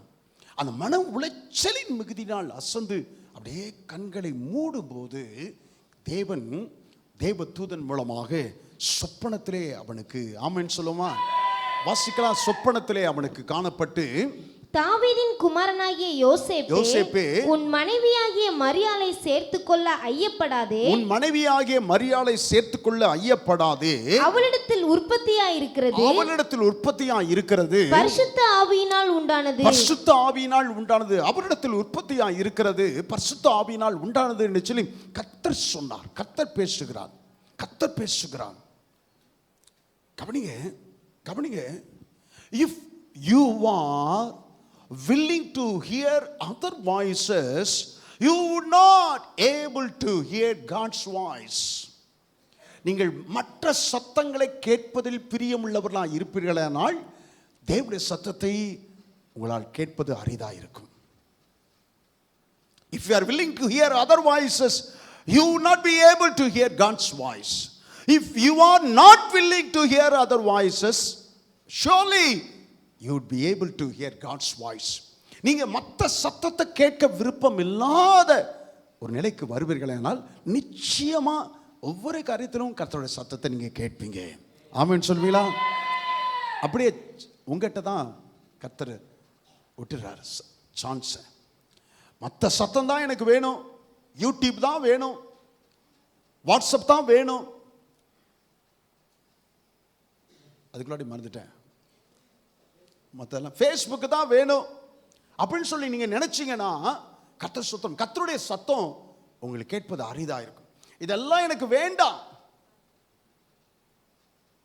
நேற்றுக்கு சபை பிரதிஷ்டை, அந்த பாஸ்டர் ஒரு பாட்டை பாடினாரு, ஒரு ஆராதனை பாடல், உன்னதத்தில் உயர்ந்தவர் என்று சொல்லி, உன்னதத்தில் உயர்ந்தவர் என்று பாடினாரு. ஆஹா, புது பாட்டாக இருக்குதே, ஏன்னா கொடுத்து இந்த வாரம் பாடணும்னு சொல்லிட்டு நான் உடனே பேக்குள்ளே இருக்கிற மொபைலை எடுத்து அதை ரெக்கார்ட் பண்ணணுன்ட்டு ரெக்கார்ட் பண்ணுறதுக்கான முயற்சி செய்தலாட்டி பாட்டு முடிச்சிட்டார். ஆமாம், எப்படி ரெக்கார்ட் பண்ணுறதுன்னு கூட உடனடியாக ரெக்கார்ட் பண்ணுறது கூட தெரியல. வாய்ஸ் ரெக்கார்டர் எங்கே போய் அதுக்குள்ளே பாட்டை முடிச்சு அம்போன்னு ஆச்சு. எனக்கு ரொம்ப கஷ்டமாயிடுச்சு. நான் என்ன சொல்ல வருகிறேன், எனக்கு அது வேண்டான்றேன். ஆமென் சொல்லுங்களா? எனக்கு அது வேண்டாம். கர்த்தருடைய சத்தத்தை கேட்கும்போது அவன் மற்ற சத்தமெல்லாம் எனக்கு பொருட்டாகவே என்னல. ஆமென் சொல்லுங்களா? அதனால நான் யூடியூபே பார்க்கலன்னு நினைக்காதீங்க. இல்லை, நான் அவைகளிலே மூழ்கி போவது இல்லை. அவைகளிலே மிகவும் அது இல்லாமல் என்னால் இருக்க முடியாது அப்படின்ற இல்லை, அப்படிங்கிற கண்டிஷனே கிடையாது. ஆமென் சொல்லுவீங்களா? ஆமாம், வெள்ளிக்கிழமை மொபைலை வச்சனா அநேகமாக ஞாயிற்றுக்கிழமை சாயந்தரம் தான் மொபைலை திரும்ப எடுப்பேன். இருக்கட்டும், ஏன் என்னால் என்கிட்ட பேசணும்னு நினைக்கிறவங்க என்கிட்ட தொடர்பு கொள்ள முடியலன்னா மனைவி இருக்கிறாங்க, மனைவிகிட்ட பேசட்டும் அல்லது மகள்கிட்ட பேசட்டும், அவங்க மூலமாக எனக்கு வரட்டும், தகவல் வரட்டும். நான் சொல்றது உங்களுக்கு புரியுதுன்னு சொல்லி நினைக்கிறேன். ஆமாம், தேவன் உங்களை பார்த்து கொண்டே இருக்கிறார், உங்களுக்கு பொறுப்பை கொடுக்க விரும்புகிறார், உங்களை ஆசீர்வதிக்க விரும்புகிறார். ஆமென் சொல்வீங்களா? அல்லேலூயா. அப்ப ஆசீர்வதிக்க விரும்புகிற ஒருவன், தேவனிடத்திலிருந்து பொறுப்புகளை பெற்றுக்கொள்ள விரும்புகிறவன், மேன்மையை பெற்றுக்கொள்கிறவன் தேவனுடைய சத்தம் கேட்க விருப்பம் உடையவனாய் இருக்க வேண்டும். ஆமென் சொல்வீங்களா? ஆமா, தேவனுடைய சத்தம் கேட்க விருப்பம் உள்ளவனாக நீங்கள் இருக்க வேண்டும். ஆமா, இயர்போனை மாட்டிக்கிட்டு இருக்காங்க தெரியுங்களா? இயர்போனை காதுல மாட்டிக்கிட்டு இருக்கிறாங்க, மாட்டிக்கிட்டே பேசிக்கிட்டே வராங்க, பேசிக்கிட்டே பாட்டு கேட்டுக்கிட்டே வராங்க. பாட்டு கேட்டுக்கிட்டே வரும்போதே யாராச்சும் ஒருத்தர் கூப்பிடுறாரா? யாராச்சும் ஒருத்தர் கூப்பிடுறார். கூப்பிட்ட உடனே என்ன ஆயிடுது தெரியுமா? கேட்கிற பாட்டு, சொல்லுங்களேன், கேட்கிற பாட்டு ஸ்டாப் ஆயிருது. கேட்கிற பாட்டு ஸ்டாப் ஆயிருது. சத்தம் வந்த உடனே கேட்கிற பாட்டு ஸ்டாப் ஆயிருது. அது ஸ்டாப் ஆனதா யார் என்ன பேசுறாங்கன்னு கேட்க முடியும். ஆமென் சொல்லுவீங்களா? ஆமா, அது அடைக்கப்படாதபடிக்கு, நிறுத்தப்படாதபடிக்கு யார் என்ன பேசுறான்னு சொல்லி நான் கேட்டுக்கிட்டே இருக்கிறேன், நீ பேசிக்கிட்டே இரு இருக்காது. அதை கேட்கணும்னா இதை நிறுத்தணும், இதை நிறுத்தலைன்னா அதை கேட்க முடியாது. ஆமென் சொல்லுவீங்களா? கர்த்தருடைய சத்தமும் அப்படித்தான், கர்த்தருடைய சத்தமும் அப்படித்தான். God is watching over you for a long time. வெகு நாளாய் கவனித்துக் கொண்டு வருகிறார். வெகு நாளாய் பிள்ளைகளே, வெகு நாளாய் கர்த்தர் உங்களை கவனித்துக் கொண்டு வருகிறார். ஆமென் சொல்லுவீங்களா? முடிக்க விரும்புகிறேன். அவன் ஒரு காரிய சித்தி உள்ளவன், அவன் ஒரு நீதிமான், தேவனுடைய சத்தம் கேட்கும் பழக்கம் உடையவன், அல்லது தேவனுடைய சத்தம் கேட்க விருப்பம் உடையவன். நான்காவதாக, he was obedient, அவன் கீழ்ப்படிதல் உள்ளவனாக இருந்தான். ஆமென் சொல்வீங்களா? ஆமா, கர்த்தர் ஏன் யோசேப்பை தெரிந்து கொண்டான்னு சொன்னா, அடுத்த வாரம் கர்த்தர் சித்தமானால் மரியாளை குறித்து நான் உங்களுக்கு ஏன் மரியாளை தெரிந்து கொண்டார் என்று உங்களுக்கு சொல்ல விரும்புகிறேன், ஆசைப்படுகிறேன். கர்த்தர் ஸ்தோத்திரம். ஏன் யோசேப்பை கர்த்தர் வளர்ப்பு தந்தையாக இருக்கும்படிக்கு மிகப்பெரிய ஒரு பொறுப்பை கொடுத்து அவனை தெரிந்து கொள்ள ஏன் விரும்பினார் என்று சொன்னா, அவன் கர்த்தருடைய சத்தம் கேட்க பழகினவன். கர்த்தருடைய சத்தம் கேட்க பழகினவன் மாத்திரமல்ல, அந்த கேட்ட சத்தத்திற்கு கீழ்ப்படியும் அவன் உள்ளவனாக இருந்தான். ஆமென் சொல்லுவீங்களா? ஆமா, 24, 25 வசனங்களை வாசித்து பாருங்கள். மத்தேயு 1:24-25. யோசேப்பு நித்திரை தெளிந்து எழுந்து கர்த்தருடைய தூதன் தனக்கு கட்டளையிட்டபடியே, கவனிங்கள், கர்த்தருடைய தூதன் தனக்கு கட்டளையிட்டபடியே தன் மனைவியை சேர்த்துக்கொண்டு கவனிங்க, வாசிக்கலாம்.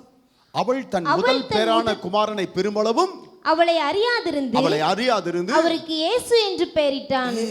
கவனிங்க, இன்னும் கல்யாணம் நடக்கல. அவள் நேற்றைக்கு வந்து சொல்லிட்டா, யோசேப்பு நான் கர்ப்பமாக இருக்கிறேன்னு சொல்லிட்டு போயிட்டா. கல்லெறிந்து கொள்ள விருப்பம் இல்லை, ரகசியமாய் தள்ளிவிட மனதா இருக்கிறான். அவளை அவமானப்படுத்த விரும்பவில்லை. அன்னைக்கு இரவு கர்த்தர் அவனோடு கூட பேசுகிறார். நீ உன் மனைவியாகிய மரியாளை சேர்த்துக்கொள்ள கொஞ்சமே சங்கோச்சப்படாத, கொஞ்சமேலும் நீ சந்தேகப்படாத, ஐயப்படாத, சங்கோச்சப்படாத. அவளிடத்தில் உண்மையா எந்த மனிதன் மூலமாகவும் அவள் கற்பமடையவில்லை, பரிசுத்த ஆவியினால் தான் அவள் கற்பமடைந்திருக்கிறாள் அப்படின்னு சொன்ன உடனே என்ன செஞ்சிட்டார் தெரியுங்களா? நேரா செஃபோரா போயிட்டார். நேரா செஃபோரா போய் மரியாளை பார்த்து, வா வீட்டுக்கு போலாம், வீட்டுக்கு கூட்டிட்டு வந்து வச்சிட்டார். கல்யாணம் ஆகல. அவள்கிட்ட சொல்லிட்டான், கொஞ்சம் கூட நீ பயப்பட வேண்டாம், இந்த முதல் பிள்ளையை நீ பெற்றெடுக்கும் வரைக்கும் நமக்குள்ளார எந்த விதமான தாம்பத்தியமும் இருக்காது, நீ பயப்படவே வேண்டாம், வா வீட்டில் வந்துரு. அடுத்த வீட்டில் கேட்குறாங்க, சித்தப்பா கேட்குறாங்க, மாமா கேட்குறாங்க, ஃப்ரெண்ட்ஸ் எல்லாம் கேட்குறாங்க, என்னடா என்ன உன் மனைவி வயிறு பெருசாக இருக்குதே, என்ன சமாச்சாரம், கல்யாணம் இன்னும் ஆகலையாடா, அதுக்குள்ளார வயிறு பெருசாக இருக்குதே. ஆமாம், வயிறு பெருசாக இருக்கு. எவ்வளோ நிந்தை தெரியுமா? எவ்வளோ அவமானம் தெரியுமா? எவ்வளோ மன கஷ்டம் தெரியுமா? ராத்திரில தூக்கமே வராது தெரியுமா? ராத்திரில தூக்கமே வராது தெரியுமா? அவனுக்கு தெரியும் பரிசுத்த ஆவி, தன்னுடைய மனைவி சுத்தமானவள், பரிசுத்த ஆவியினால் தான் எந்த தன் மூலமாகவோ அல்லது வேற எந்த மனிதன் மூலமாகவோ அவள் கற்பம் அடையவில்லை, அவள் சுத்தமானவள், அவனுக்கு தெரியும். ஆனா மற்றவன் உல வாயை மூடினாலும் ஆமா ஊர் வாயை மூட முடியாதே. எவ்வளவு அவமானம் தெரியுமா? கர்த்தர் ஸ்தோத்திரம். கவனிங்க, நான் சொல்லுகிறதை கவனிங்க. அவன் துரிதமாய் கொஞ்சம் யோசிச்சுட்டு, எனக்கு 2 நாள் டைம் வேணும் ஆண்டவரே, 1 வாரம் 10 நாள் டைம் வேணும் ஆண்டவரே, அப்படிலாம் ஆண்டவர்கிட்ட டைம் கேட்கல, கொஞ்சம் கூட யோசிக்கல. யோசேப்பு அவனுக்கு பெற்றோர் இருந்திருக்கலாம், அல்லது அவனுக்கு மேலா யாராவது பொறுப்புள்ளவர்கள் குடும்பத்தில் இருந்திருக்கலாம், பெரியவர்கள் இருந்திருக்கலாம், அவரிடத்துல போய் ஆலோசனை கேட்டு இருக்கலாம், நண்பரிடத்தில் ஆலோசனை கேட்டு இருக்கலாம். ஒரு காரியத்தையும் செய்யாதபடி இம்மீடியட்லி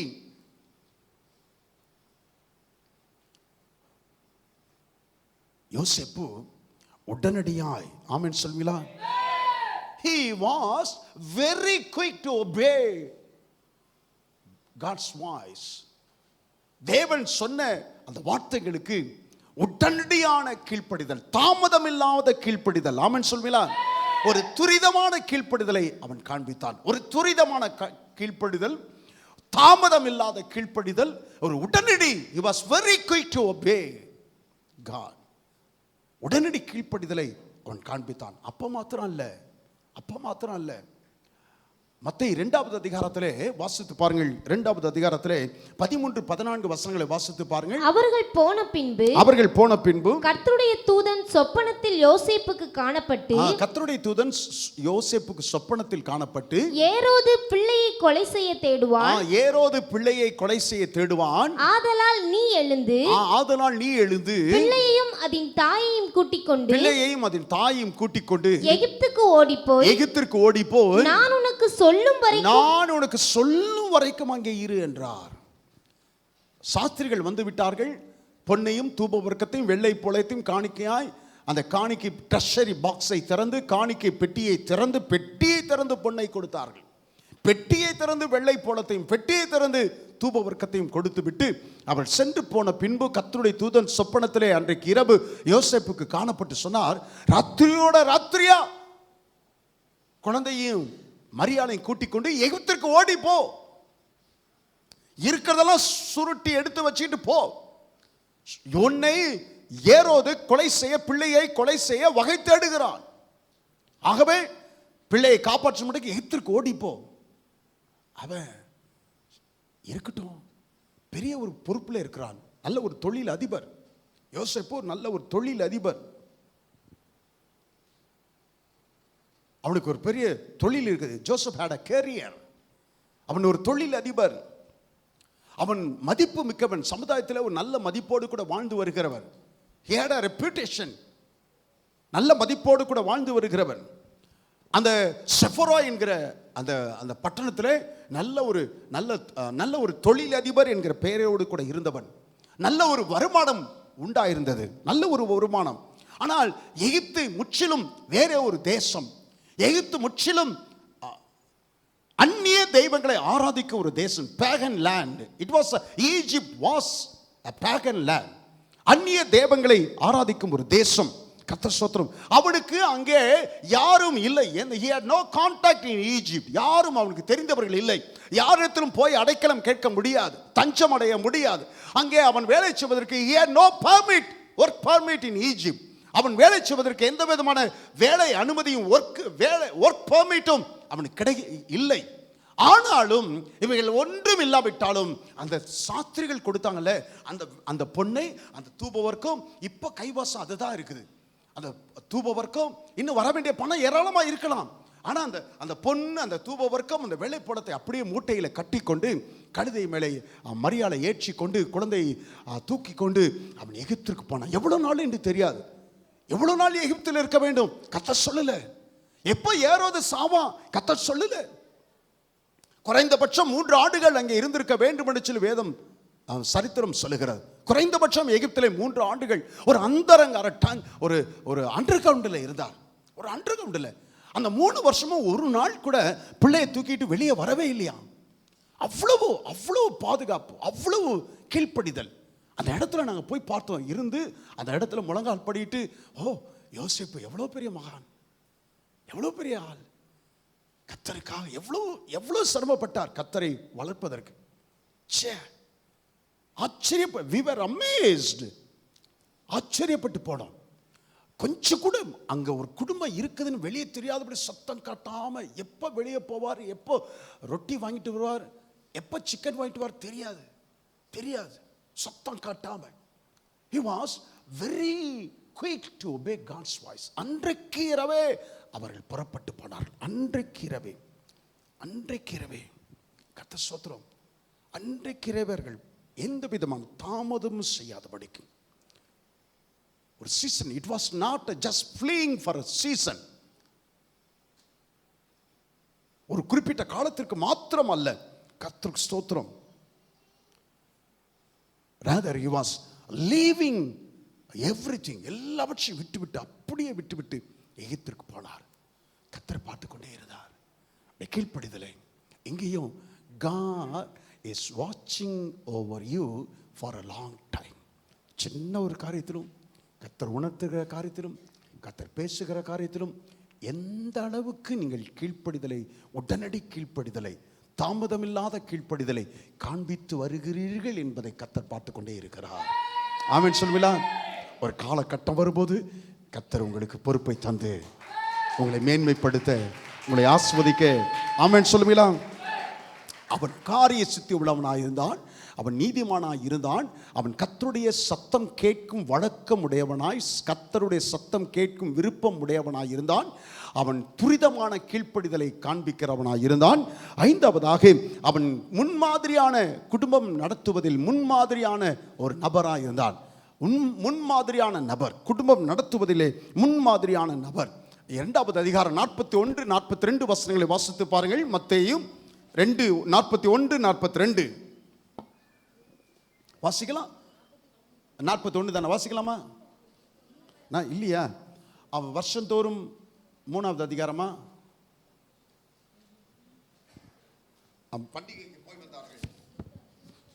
நம்ம லூக்காவா? வாசிக்கலாம். எலிசபெத்து மரியாளுடைய வாழ்த்துதலை கேட்ட பொழுது, இல்ல அவர்கள் பண்டிகை தோறும் எருசலேமுக்கு, வருஷம் தோறும் பண்டிகைக்கு எருசலேமுக்கு போய் வந்தார்கள். வருஷம் தோறும், எல்லாரும் சொல்லுங்கள், வருஷம் தோறும். ஆமா, வருஷத்துல 3 நாள் குடும்பமாய் போக வேண்டும் என்பது பிரமாணம், சட்டம். யோசேப்பு தன்னுடைய குடும்பத்தை கவனிங்கள், பண்டிகை வருஷம் தோறும் பண்டிகைக்கு அவன் கூட்டிக் கொண்டு போய் வந்தான். அப்போ ஆவிக்குரிய காரியத்தில் யோசேப்பு தன் குடும்பத்திற்கு ஒரு முன்மாதிரியான வாழ்க்கை வாழ்ந்தவன். ஆமென் சொல்லுவீங்களா? இங்க இருக்கிற பெற்றோர் எல்லோரையும் பார்த்து நான் சொல்லுகிறேன், உங்கள் குடும்பத்திற்கு நீங்கள் முன்மாதிரியான ஒரு நபராய் இருக்கிறீர்களா என்பதை கர்த்தர் பார்த்து கொண்டே இருக்கிறார். பாஸ்டர் ஜெபம் பண்றதை பார்த்து உங்க பிள்ளைங்க ஜெபம் பண்ண கத்துக்க கூடாது. நீங்க ஜெபம் பண்றதை பார்த்து, ஆமென் சொல்லுவீங்களா? ஆமாம், நீங்க ஜெபம் பண்றதை பார்த்து, நீங்க ஜெபம் பண்ணலன்னா நீங்க முன்மாதிரியான குடும்பம் இல்லைன்னு சொல்லி அர்த்தம். ஆமாம், முன்மாதிரியான குடும்பம் இல்லைன்னு சொல்லி அர்த்தம். நீங்கள் முன்மாதிரியான நபராக இருக்க வேண்டுமானால் உங்கள் பிள்ளைகள் உங்களை பார்த்து தான் ஜெபம் பண்ண கற்றுக்கொள்ள வேண்டும். உங்களை பார்த்து தான் வேத வசனம் அறிய கற்றுக்கொள்ள வேண்டும். உங்களை பார்த்து தான் ஆராதிக்க கற்றுக்கொள்ள வேண்டும். உங்களை பார்த்து தான் காணிக்கை கொடுக்க கற்றுக்கொள்ள வேண்டும். உங்களை பார்த்து தான் நேரத்தோடு கூட சபைக்கு வருகிறதை கற்றுக்கொள்ள வேண்டும். ஆமென் சொல்லுவீங்களா? ஆமாம். குடும்பத்தில் நீங்கள் முன்மாதிரியான நபராக இருக்கிறீர்களா இல்லையா என்பதை கர்த்தர் கவனித்துக் கொண்டே இருக்கிறார். யோசேப்பு அவனுடைய குடும்பத்திலே அவன் மாத்திரம், அவன் வீட்டில் இருந்து கொண்டு எனக்கு கொஞ்சம் வேலை அதிகம், நான் வேலை செய்ய வேண்டியதாக இருக்குது, நீங்கள் மாத்திரம் பத்திரமா போயிட்டு பண்டிகைக்கு போயிட்டு வாங்க அப்படின்னு சொல்லி கையில் காசை கொடுத்து காணிக்கையும் கொடுத்து அனுப்பி வச்சுட்டு பத்திரமா போயிட்டு வாங்கன்னு சொல்லி டாட்டா காமிக்கல. முன்மாதிரியான நபராக இருந்தார். குடும்பத்திற்கு இந்த வருஷத்தின் கடைசி நாளிலே கர்த்தர் உங்களோடு கூட பேசுகிற காரியம், கர்த்தர் உங்களை கவனித்துக் கொண்டே இருக்கிறார். எந்த அளவுக்கு உங்கள் குடும்பத்திற்கு நீங்கள் முன்மாதிரியான ஒரு நபராக இருக்கிறீர்கள் என்பதை கர்த்தர் பார்த்து கொண்டே இருக்கிறார். ஆமென் சொல்லுவீங்களா?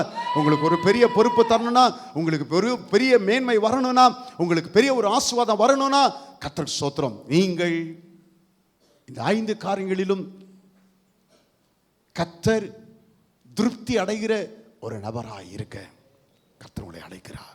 நம்ம எல்லாரும் எழுந்து நிற்போமா?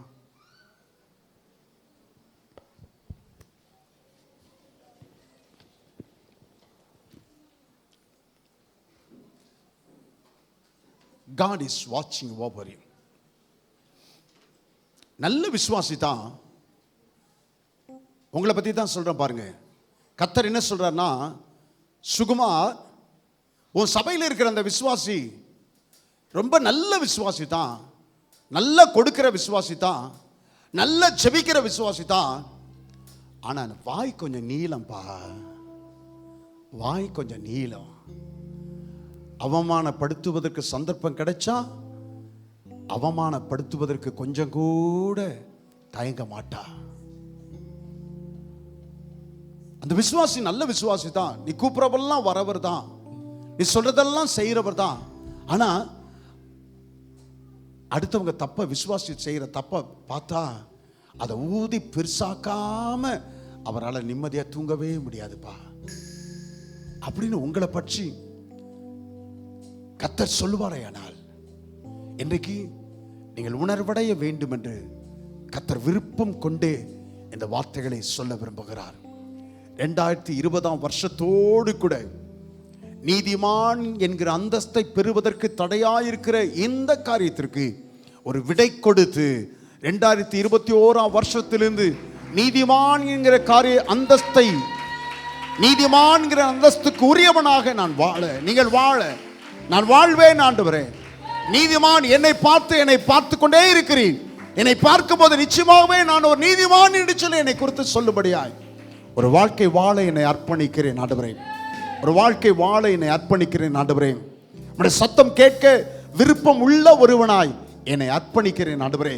வேற எந்த சத்தத்தை காட்டிலும், உடைய சத்தத்தை காட்டிலும் மற்ற சத்தங்களிலே விருப்பம் இல்லாத ஒரு நிலை இந்த நாளிலே உண்டாகும்படிக்கு ஆண்டவரே உம்மிடத்தில் என்னை அர்ப்பணிக்கிறேன் ஆண்டவரே.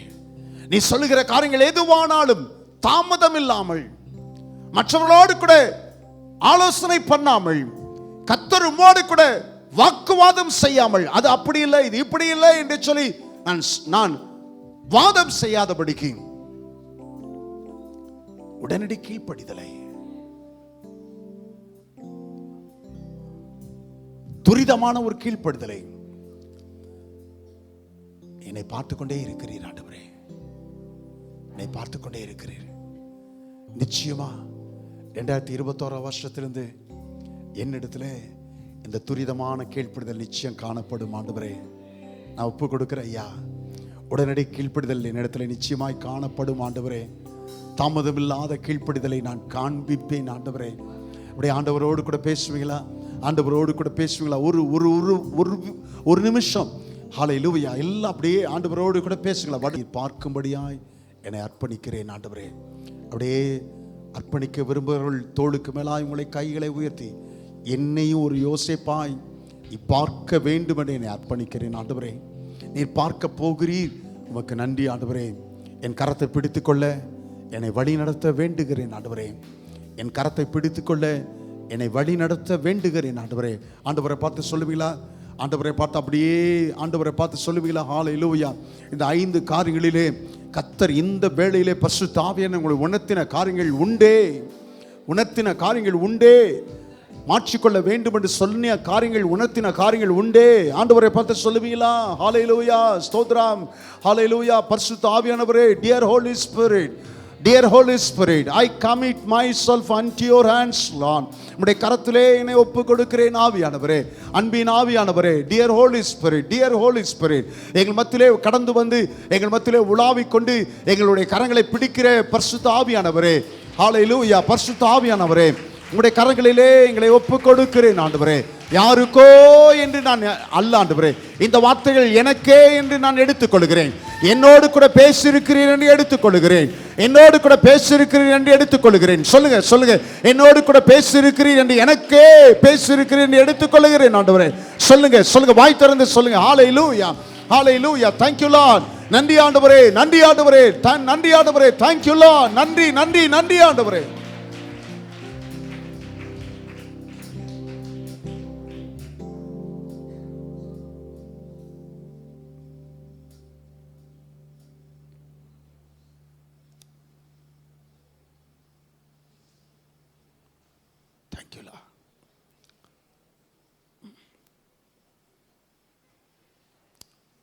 எங்கள் அன்பின் பிதாவே, கரை உயர்த்தி ஒப்பு கொடுத்த ஒவ்வொரு பிள்ளைகள் கரத்தையும் கர்த்தர் பிடித்து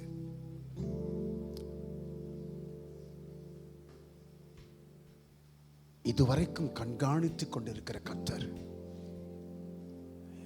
உங்களுடைய பிள்ளைகள் இந்த நாளிலே செய்திருக்கிற இந்த தீர்மானத்தையும் கர்த்தர் நீர் கவனிக்கிறபடி நாள் உமக்கு நன்றி செலுத்துகிறோம் ஆண்டவரே. உமக்கு நன்றி செலுத்துகிறோம். அத்தனை ஆயிரங்களுக்கு மத்தியிலே ஒரு யோசேப்பை, ஒரு முக்கிய பொறுப்பை கொடுப்பதற்காய் தெரிந்து கொண்டீர் ஆண்டவரே. எங்கள் சபையிலும் இந்த பட்டணத்திலும் அநேக ஆயிரங்களுக்கு மத்தியிலே என்னை தெரிந்து கொள்ளும் நபராய் நான் இருக்கும்படிக்கு என்னை தகுதிப்படுத்திக் கொள்ள என்னை அர்ப்பணிக்கிறேன். தகுதிப்படுத்திக் கொள்ள என்னை அர்ப்பணிக்கிறேன் ஆண்டவரே. எனக்கு நேரே நீங்க கை நீட்டத்தக்கதாய், இவனைத்தான் நான் தெரிந்து கொள்ளுகிறேன் என்று சொல்லி எனக்கு நீரே உடைய கைகள் நீட்டப்படத்தக்கதாய் இந்த பகல் வேளையிலே உடைய சத்தத்திற்கு கீழ்ப்படிந்து என்னை தகுதிப்படுத்திக் கொள்ள நான் என்னை அர்ப்பணம் செய்கிறேன். உடைய பிள்ளைகளை அர்ப்பணம் செய்கிறோம். ஆசீர்வதிக்க நான் ஜெபிக்கிறேன். புது வருட ஆராதனை எங்களுக்கு மகிமையின் அந்த இரவாய் இருப்பதாக. உனக்கு நன்றி செலுத்தும் கால நிலைகளை கர்த்தர் சாதகமாக்கி தாருங்க. உடைய பிள்ளைகள் கடந்து வந்து ஆண்டவரே ஆராதனையில் கலந்து கொள்வதற்கு சுகம், பலன், ஆரோக்கியம் உடைய பிள்ளைகளுக்கு நிறைவாய் உண்டாயிருப்பதாக. ஆராதனைக்கு வந்திருக்கிற ஆண்டவரை பெரியவர்கள், சிறியவர்கள், புதியவர்கள் யாவர் மேலும் உடைய கிருபை இருப்பதாக. விசேஷமாய் வாலிப பிள்ளைகளை கர்த்தர் நீர் ஆண்டவரை உடைய கரம் நீட்டி பிடித்துக் கொள்ள நான் ஜெபிக்கிறேன் ஆண்டவரே. ஒரு யோசேப்பாகவே இவர்கள் மாறுவார்களாக. ஒரு யோசேப்பாகவே இவர்களை மாற்றி விடுவதற்காய் ஸ்தோத்திரம். நன்றி. ஒவ்வொருவர் மேலும் உடைய ஆசீர்வாதத்தை கட்டளிடுகிறேன். சுகம் உண்டாவதாக, சமாதானம் பெருகுவதாக, நிம்மதி உண்டாவதாக. தேவைகளை யெகோவா ஈராய் நின்று சந்திப்பீராக. குறைவுகளை கர்த்தர் மாற்றுவீராக. ஒவ்வொரு பலகீனங்களிலும் கர்த்தருடைய வல்லமை இறங்குவதாக. பலகீனங்கள் மாறுவதாக. தெய்வீக சுகம் உண்டாவதாக. தெய்வீக விடுதலை உண்டாவதாக. தெய்வீக சமாதானம் உண்டாவதாக. உடைய பிள்ளைகளை கர்த்தர் ஆறுதல் படுத்துவீராக. சிக்கலான காரியங்களிலே கர்த்தருடைய ஆலோசனை உண்டாயிருப்பதாக. உடைய பிள்ளைகளை ஆண்டவரே நன்றி ஆண்டவரே, நன்றி ஆண்டவரே. நெருக்கத்தின் பாதைகளிலே உடைய பிள்ளைகளின் பட்சத்தில் நின்று நடத்துவீராக. நன்றி ஆண்டவரே. என் சமூகம் உனக்கு முன்பதாய் செல்லும் என்று சொன்னீரே. உடைய சமூகம் உடைய பிள்ளைகளுக்கு முன்பதாய் செல்லுவதாக. வழி நடத்துவீராக. உடைய பிள்ளைகளை வாழ வைப்பீராக ராஜா. துதிகான மகிமை எல்லாம் உமக்கே செலுத்துகிறோம். இயேசு கிறிஸ்துவின் நாமத்தில் ஜெபிக்கிறோம் நல்ல ஜீவனுள்ள பிதாவே. ஆமென்.